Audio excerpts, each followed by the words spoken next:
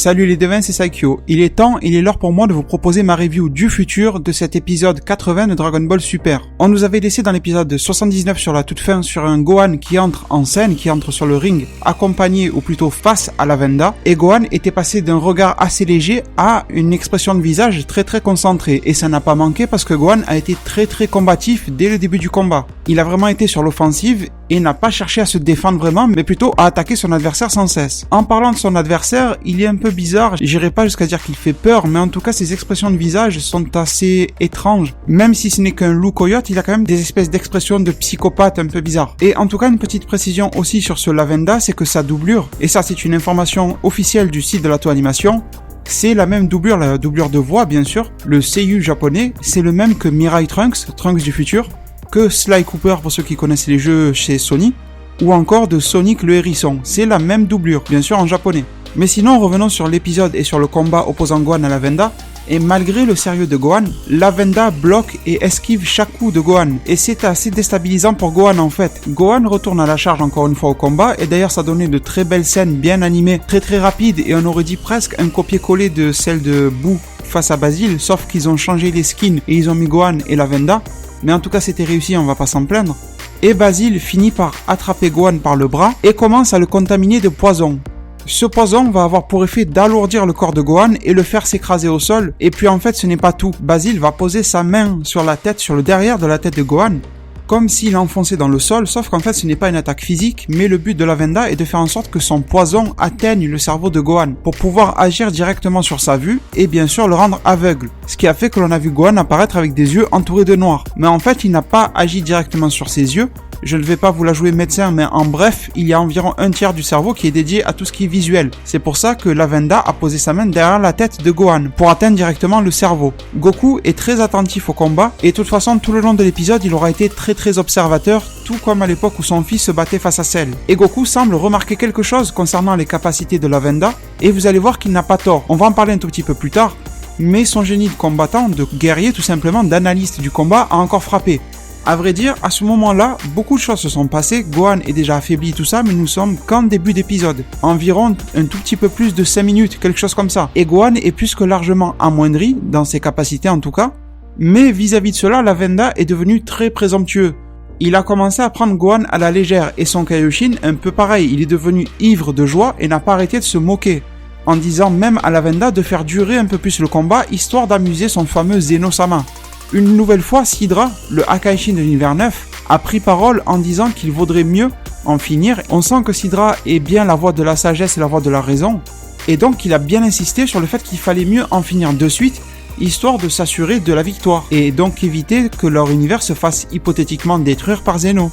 Mais Ro, le Kaioshin et la Venda n'ont rien voulu savoir. Et c'est assez drôle de voir que Ro est un peu, on va dire, le dominant dans le relationnel entre le Kaioshin et le Hakaishin, tandis que jusqu'à présent on voyait du Beerus et du Champa qui s'imposaient beaucoup. Et la Venda a écouté les ordres, entre guillemets, de son Kaioshin et a commencé à s'amuser avec Gohan.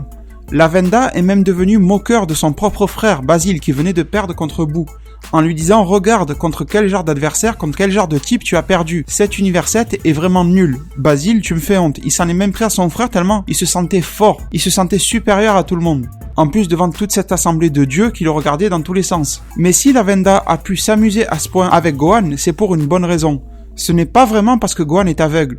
C'est surtout parce que le ki de ces trois personnages-là du trio du danger, à savoir Basile, la Venda et Bergamo, ne peut pas être ressenti. Ça a été confirmé dans l'épisode 79 à la fois par Goku et par Gohan. Et j'aimerais vous parler un tout petit peu de ce fameux ki-là que l'on ne peut pas ressentir. Comme je vous ai dit en review d'épisode 79, ces mecs-là, ces trois loups, coyote, renard, etc., ne sont pas des dieux. Ils n'ont pas de ki divin, c'est une certitude. Sinon Goku aurait pu le ressentir. Et même si cet épisode 80 ne nous a rien dit vis-à-vis de leur ki, de la nature de leur ki, pourquoi on ne peut pas le ressentir, je pense quand même qu'il y a une explication derrière cela. Même si cette information reste inconnue, pour le moment, moi je dirais que c'est un différent type de ki que ce que l'on connaît dans l'univers 7. Peut-être même qu'il existe dans l'univers 7, mais qu'il n'a jamais été exploité, du moins par la Team Z. Ça pourrait même être une nouvelle source type de power-up pour certains membres de la Team Z qui ne deviendraient pas des dieux. Vous allez comprendre, en fait c'est tout simple. On dirait un peu un délire à la Naruto, je dirais selon moi, et le fameux mode ermite. Je pense que ça va parler à beaucoup de monde, Naruto Shippuden en particulier, dans lequel on voyait que le mode ermite liait son utilisateur par exemple Naruto, a un type d'élément naturel. Et par exemple, pour cette team-là du trio du danger, on a vu que Basil avait l'air d'être lié à des éléments de type feu. On l'a très bien vu concentré dans sa jambe. Pour Lavenda, on voit que c'est lié à ce qui est très poison ou venin. Et je pense que, en quelque sorte, Lavenda possède désormais cette capacité en lui et ne triche pas vraiment. C'est un tout petit peu cheaté, mais ça fait quand même partie désormais de lui. En fait, je pense, si vous voulez le fond de ma pensée, que Lavenda ne possédait pas cette capacité-là de naissance, ni même Basil, mais que quelque chose a fait dans leur histoire que leur ki a changé, et qu'ils utilisent maintenant des techniques spéciales. Et pour revenir sur mon exemple de Naruto Shippuden, on a bien vu que Naruto et Kabuto, le fameux disciple de Orochimaru, pouvaient utiliser le mode Sennin tous les deux, qui est le même type de technique, qui utilise l'énergie naturelle, mais par contre, leurs affinités par la suite et leurs techniques sont différentes. Naruto utilisait des techniques des crapauds, tandis que Kabuto utilisait les techniques des serpents et des dragons. Je pense que vous voyez ce que je veux dire. Et je n'irai pas jusqu'à dire que ce fameux trio du danger a signé un contrat avec un crapaud, mais il y a fort à parier que durant leur histoire, d'ailleurs s'ils s'appellent trio du danger ce n'est pas pour rien, ils ont fait quelque chose ou rencontré quelqu'un qui a pu changer la nature de leur ki et booster leurs attaques. Et en parlant de leur nom, on pourra alors imaginer qu'on a très bien vu que ces trois loups sont mal intentionnés. Voilà pourquoi ils méritent leur nom du trio du danger. Car déjà, ils n'ont pas hésité dans leur histoire à braver les dangers pour obtenir leur nouveau pouvoir, et que maintenant, ils représentent eux-mêmes un danger, que ce soit dans leur univers, ou du moins sur leur planète. Parce qu'ils ont un type de ki que personne ailleurs n'a sûrement dû pouvoir exploiter. Sinon, j'aimerais vous apporter aussi une information concernant Bergamo, le plus grand des trois frères. Son aptitude reste à déterminer. Je vous avais dit dans une précédente vidéo que lui aussi serait lié au poison. Mais la Toei Animation vient de faire un communiqué officiel pour dire qu'elle s'est complètement plantée sur son site et sur les fiches descriptives qu'elle nous a données. En fait, c'est bien Lavenda uniquement qui maîtrise le poison. Et Bergamo ne fait pas d'utilisation de poison, ne sait pas s'en servir, n'a aucun lien avec ça. Mais en tout cas, la Toei Animation n'a pas précisé justement ce que Bergamo savait faire. Et je pense qu'il le garde pour de prochains spoilers. Mais en tout cas, il me semblait nécessaire de vous apporter cette information et le plus correctement possible. Bon, ensuite, on revient sur le combat et Gohan n'a pas cessé de se faire taper par Lavenda, vous comprenez bien pourquoi. Hero le Kaioshin n'a pas arrêté de se moquer de Gohan. Ça a énervé Kaioshin de l'univers 7 et Beerus également, mais ça n'a pas empêché Hero de s'arrêter. On a vu que quand il est lancé, il ne s'arrête pas. En fait, ce Kaioshin-là, c'est plus une tête à claque qu'un méchant. On verra par la suite de l'arc, mais pour le moment, c'est plus la grosse tête à claque de l'arc. Mais Gohan, dans un élan de colère et entendant un peu cette voix de Ro le Kaioshin, qui est un peu énervante d'ailleurs sa voix, résonner dans sa tête et toutes ces moqueries-là, est passé en mode Super Saiyajin 1. Rien de fou et rien d'inhabituel, mais on va dire un bon mode Super Saiyajin 1 boosté par sa colère. Rien de particulier, c'est pas un énervement comme dans l'arc Cell. Et malgré le boost habituel lié au Super Saiyajin 1 qu'il vient de recevoir, lié à sa transformation, le problème reste fondamentalement le même. Gohan ne peut ni voir, ni sentir le ki de son adversaire. Et j'aimerais faire une toute petite parenthèse concernant la forme potentielle éveillée, mystique ou ultime. Je sais que certains d'entre vous vont se dire qu'en fait Gohan en forme mystique, d'après le vieux Kaioshin, ne peut pas se transformer en Super Saiyajin 1. Non, cette information-là n'est pas vraie. En fait, si vous revenez dans l'anime ou dans le manga, le doyen des Kaioshin, le vieux Kaioshin, a dit à Gohan de ne pas se transformer en Super Saiyajin 1 car ça ne servait à rien. Car de toute façon, cette forme-là potentielle éveillée avait pour but de mettre Gohan à son maximum, de maximiser son potentiel et de le rendre immédiatement utilisable à son maximum sans aucune transformation. En gros, si on se fie aux mots du vieux Kaioshin à l'époque, se transformer en Super Saiyajin 1 pour Gohan en mode ultime n'est pas impossible, mais ça ne servirait à rien, ça serait plus de l'esthétique qu'autre chose. Et donc, on peut comprendre de ces paroles du vieux Kaioshin que le multiplicateur de puissance du Super Saiyajin 1 ne s'appliquerait pas dans ce cas, vu que Gohan était déjà au maximum du maximum. Après, libre à Dragon Ball Super de pouvoir réexploiter cette information-là, tout comme ils ont remanié l'information concernant la fusion Potara. Avant, on pensait que c'était à durée illimitée, et maintenant on a appris que pour des mortels, c'est limité dans le temps. Donc il pourrait aussi remanier l'information concernant l'association de la forme mystique potentielle éveillée au Super Saiyajin. Ça serait un gros remaniement, mais ils peuvent le faire. Et sinon, par la suite, on apprend quelque chose de très intéressant sur Lavenda, et en particulier sur son poison. Et ça fait le lien avec ce que Goku a remarqué en début d'épisode. Je vous en ai parlé en début de cette review, je vous avais dit que le génie de Goku a encore frappé. Tout simplement parce que, en fait, Lavenda révèle par lui-même, et ça Goku l'avait remarqué bien avant que Lavenda ne le révèle, Lavenda utilise différents types de poisons. Souvenez-vous, je vous donne un exemple tout simple, en tout début de combat, Lavenda a attrapé Gohan par le bras, et a réussi à le clouer au sol grâce à son poison. Mais à ce moment-là, Gohan n'était pas devenu aveugle. Il a fallu ensuite que Lavenda pose sa main sur la tête de Gohan pour le rendre aveugle.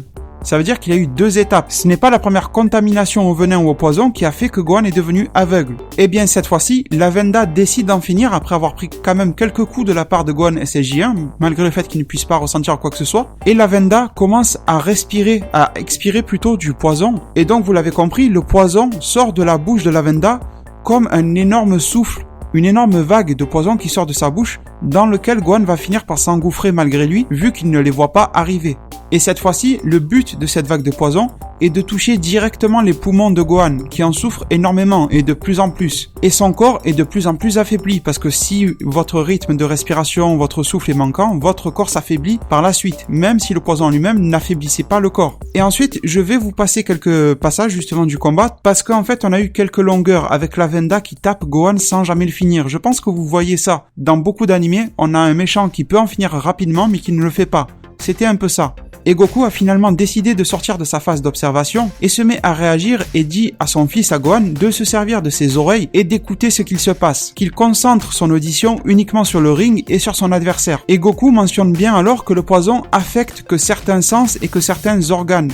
Du coup, l'audition de Gohan va parfaitement bien et c'est presque la seule chose qui lui reste pour pouvoir déterminer le positionnement de son adversaire. Gohan écoute ce conseil-là à la lettre et c'était bien d'ailleurs de voir cette phase, on va dire entre guillemets, d'éducation de Gohan ou de rééducation au combat de Gohan par son propre père, et il finit par entendre les déplacements de Lavenda.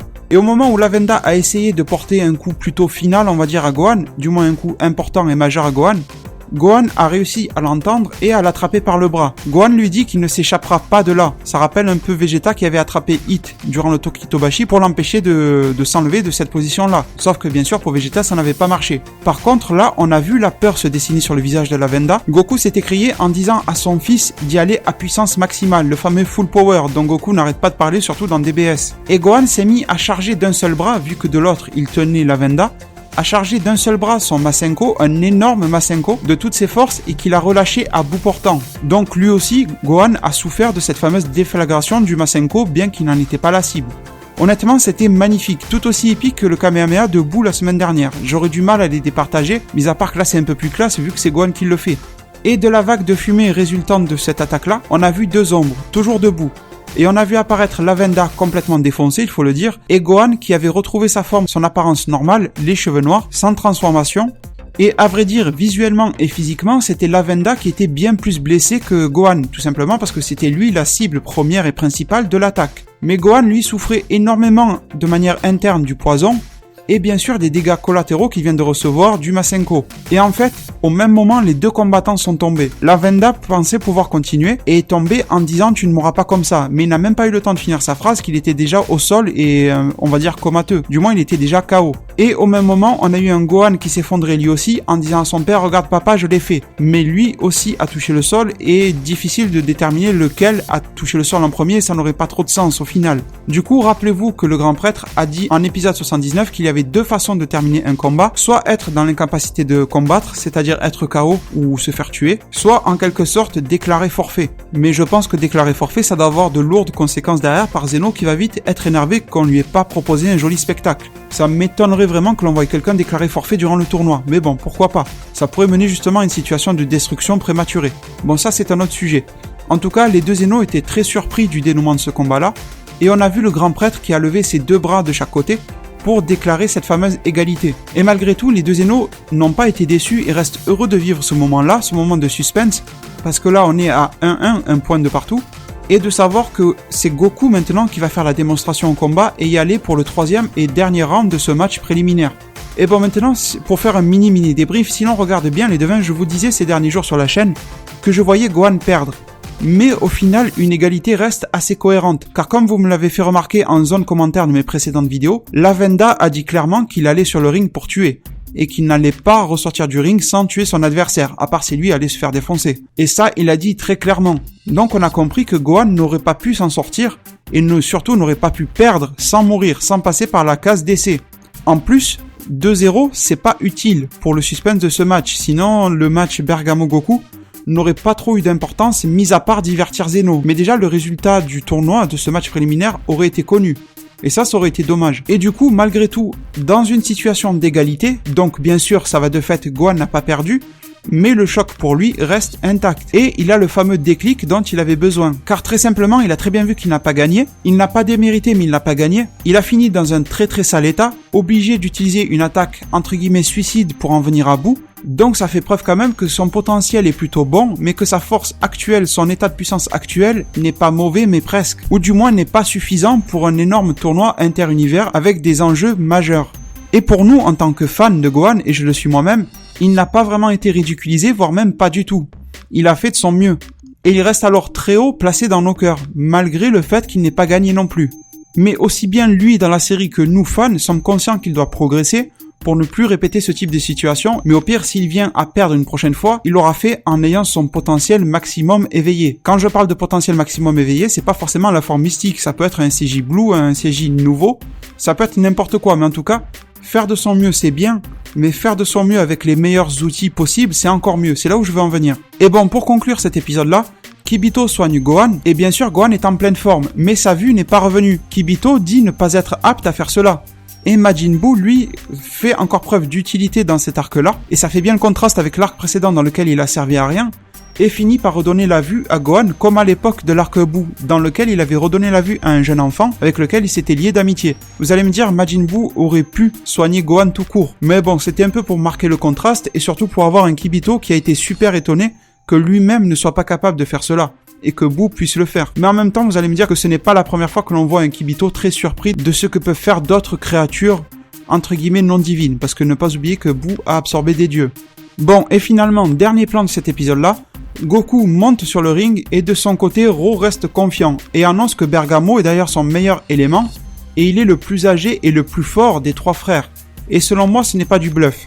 On a tous vu déjà un petit élément, bien que ça ne soit pas grand-chose. On a très bien vu que depuis les épisodes 78 et 79, Bergamo est un assez bon observateur des combats de ses deux frères, alors que ces deux frères eux-mêmes ont sous-estimé à chaque fois leurs adversaires. Je ne pense pas que Bergamo sous-estimera Goku. Bon, sinon, vous vous en doutez déjà, côté animation, cet épisode était très similaire à celui du combat de Majin Buu, c'est-à-dire qu'il était vraiment très bon, encore quelques plans qui faisaient un petit peu défaut par moment, mais vraiment rien de grave. La bande-son était très similaire, petite mention spéciale à la nouvelle bande-son qui a été mise quand Gohan a fait son Masenko, j'ai beaucoup apprécié.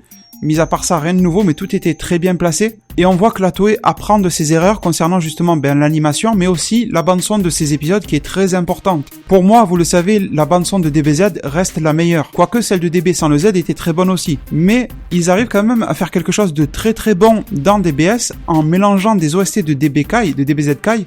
Pourtant, je n'appréciais pas du tout à l'époque les musiques de DBZ Kai appliquées à DBZ, mais appliquées à DBS, ça passe super bien. Et il mélange cela à de nouvelles OST créées spécialement pour DBS. Je trouve que le mélange est très réussi et surtout très bien placé. En tout cas les devins, je vais maintenant vous remercier et vous laisser sur ces mots. Prenez soin de votre futur, le meilleur moyen d'y arriver c'est de vous abonner à ma chaîne, de la partager, la liker et la commenter un maximum de fois pour que notre communauté puisse se développer le plus possible sur YouTube. Merci et à plus pour de prochains arts divinatoires.